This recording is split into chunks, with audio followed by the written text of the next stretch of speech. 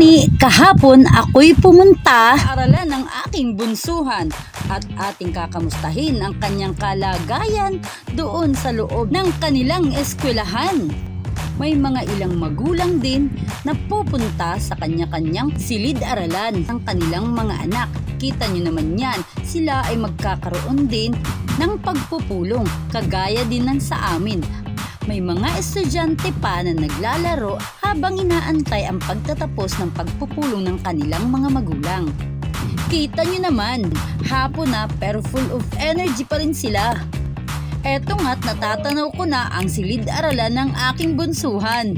At ngayong araw na ito, makikita din natin ang kanilang mga card. At pagpasok ko nga, may mga ilang magulang na ang naririto. Maya-maya nga ay eto na, magsisimula na ang pagpupulong. Nung nagbigayan na nga ng card, ayan ang inay na e-excite na. Ayan na, tinawag na nga ang apelyido ng anak ko. Tignan nga natin kung ano ang resulta. Uy, mataas ang grades ni bunsuhan, kaya pati siya tuwang-tuwa. Laging bilin ko sa kanya, gawin ang best niya, kahit hindi man siya ang nauuna. At laging pahalagahan ang pag-aaral niya. Dahil masipag pumasok si bunsuhan, kaya meron siyang perfect attendance certificate!